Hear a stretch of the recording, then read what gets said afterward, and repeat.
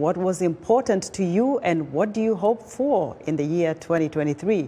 Our reporter Daniel Tonga spoke with people on the streets of Lusaka, Zambia. Part of the improvement that we have seen in 2022 is the enhancement of our democratic space. The president has abolished the criminal defamation of the president, also the death penalty, because one of the sticking points in our democratic process was the stifling of our freedom of expression. Now citizens will be free to express themselves in terms of the governance of our country. And one of the biggest problems that this country has been facing over the years in terms of our economy is a huge debt burden. We are excited that the president and his government were able to negotiate for the IMF bailout package of 1.3 billion. This will help the government improve the much needed social spending such as social cash transfer to old people. We've also seen that the government has improved in terms of funding our education sector. We have free education from primary up to secondary.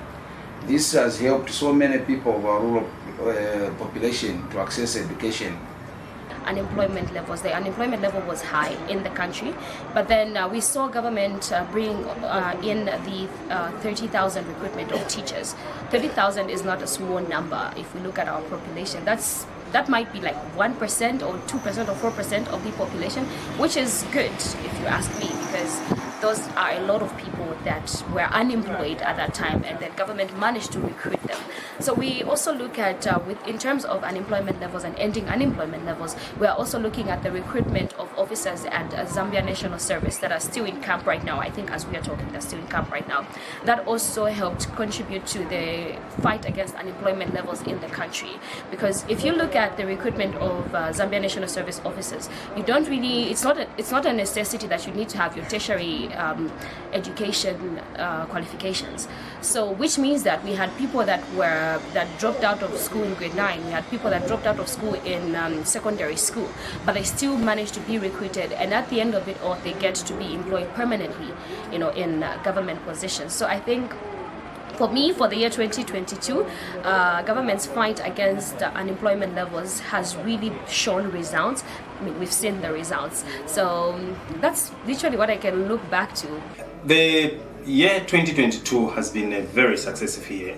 We have seen fruition of the many promises that the new government was elected on. Among them is obviously to revive the economy. The economy was going into a very wrong direction. All the indicators were wrong, and we saw that the new government worked on resuscitating this economy, and through resuscitating this economy, we saw the securing of an IMF bailout, which is 1.3 billion US dollar, and earlier to that, we saw that we had now a stable exchange rate. The inflation rate has reduced from more than 24% to 9%. The economic indicators were now going into the right direction. Thereby, residents of Lusaka, Zambia, sharing their thoughts on the year just about to end and their hopes for 2023.